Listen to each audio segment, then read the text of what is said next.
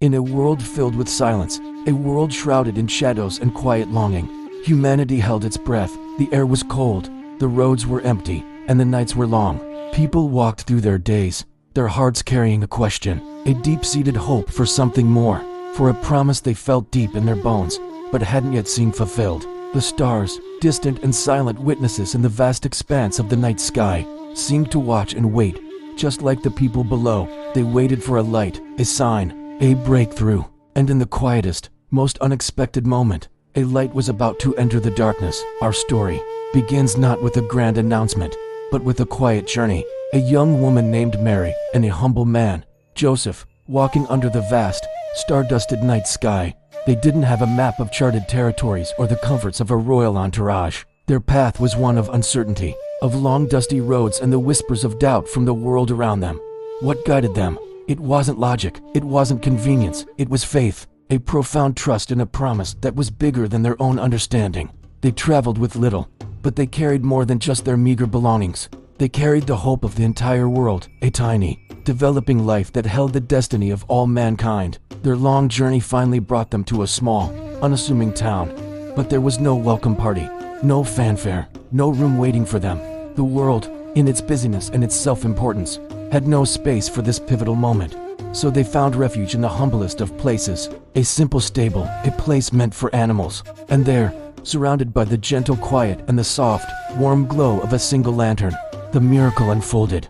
There was no palace, no golden crown, no thunderous applause from the world. There was only a manger, filled with hay, and a child born to change everything, forever. But while the world below was quiet and largely unaware, the heavens could not contain their joy. Suddenly, the deep, dark silence of the night was shattered by a brilliant, blinding light.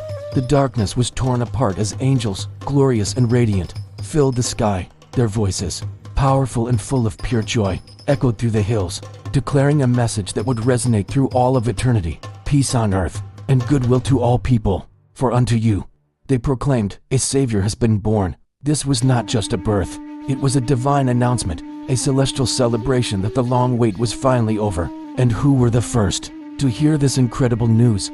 Who was invited to witness this history-making event? Not kings in their castles, not the scholars in their libraries, not the powerful or the wealthy in their comfortable homes. No, the first to receive the invitation were humble shepherds, out in the fields, keeping watch over their flocks by night. Ordinary people, doing ordinary work.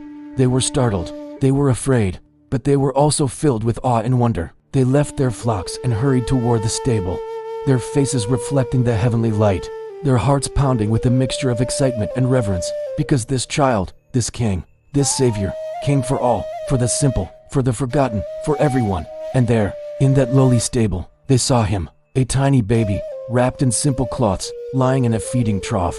But as they looked, they saw more than just a child. They saw a soft, gentle light emanating from him, a warmth that pushed back the cold night, a light that seemed to spread outward, filling the stable and filling their hearts. That night, hope took its first breath. Light entered the world not with power and force, but through divine love and profound humility. And his name was Jesus, the light of the world, the hope of all nations, a light that darkness could never, and will never, overcome.